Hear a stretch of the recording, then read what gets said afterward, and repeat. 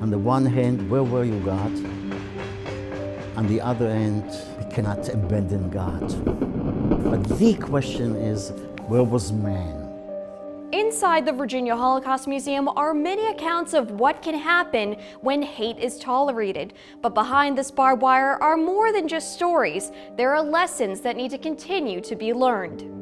For many years, Rabbi Israel Zoberman has made Hampton Roads his home, but his family's story of survival started thousands of miles away in the heart of Europe. His parents were Polish Holocaust survivors and post-war refugees, a memory that has stayed with him for more than 70 years. I was there.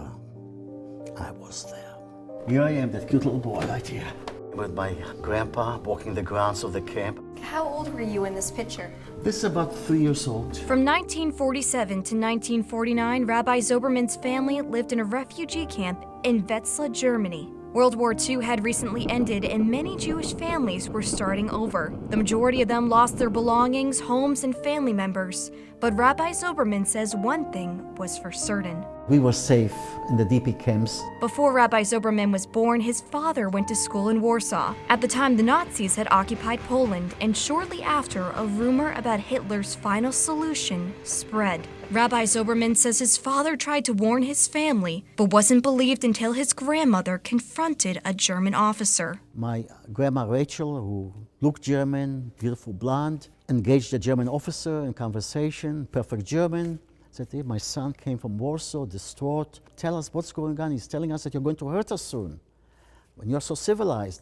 So the German officer said to her, we are not hurting you now, but those who would follow us, the other troops, may not be so nice. Sometimes you need a bit of chutzpah, as we call it, audacity. Rabbi Zoberman's immediate family fled to other countries. However, many of his relatives could not and were killed along with millions of other European Jews, including many infants and children. Rabbi Zoberman says the Holocaust was a horrific stain on human history, and he believes there are still lessons from it that have yet to be learned. The most civilized nation on earth at the time, Germany, was able to do what it did, to know that Russia is bombing civilian targets on such a scale is beyond imagination. So it's remarkable, isn't it? How history can return. That should only prompt us to work harder at Holocaust education.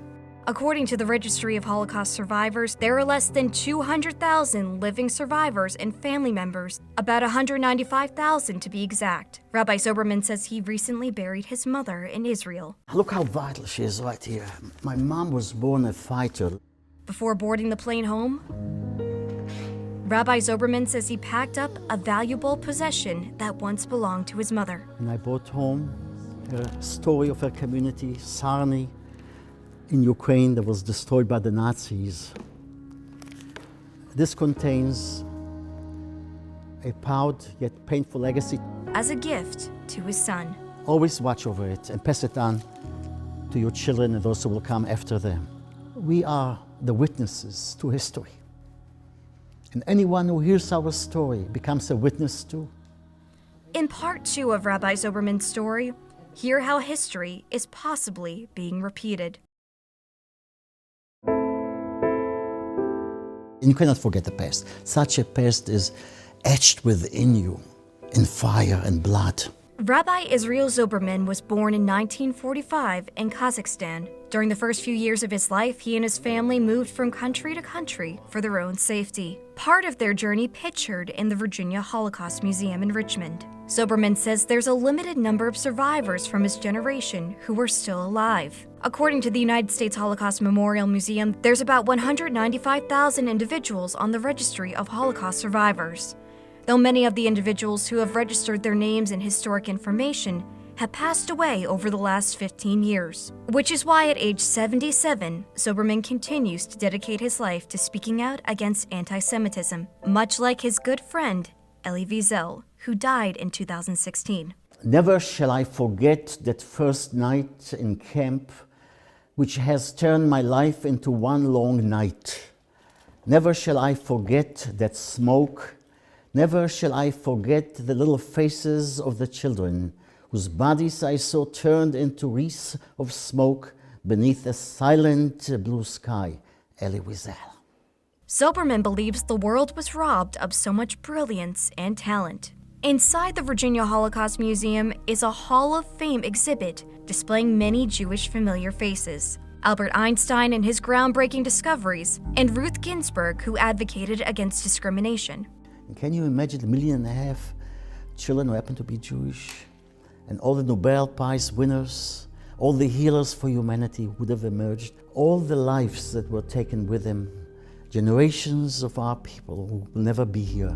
Despite the museum's written work and testimonies of Holocaust survivors, Rabbi Zoberman says little has been learned. During the time of Nazi occupation, many books that had any Jewish affiliation were destroyed, which is why Rabbi Zoberman says he finds it so unsettling to see some school districts in the country banning certain books, including a version of Anne Frank's diary. So in the context of Anne Frank's experiences, to tell us that she's canceled now, it's a travesty. Rabbi Zoberman and Samuel Asher, the executive director of the Virginia Holocaust Museum, believes this is a step in the wrong direction. Because someday some sick son of a gun is going to say it didn't happen. And the SS officers, by the way, they said the world would not believe what we did. The world would not believe it. Take it from the SS officers. According to a survey by the Anti-Defamation League, only 54% of the world has heard of the Holocaust. According to responses from the survey, some people believe the number of deaths were exaggerated, while others believed the genocide was a myth. To this statistic, Zoberman had this to say.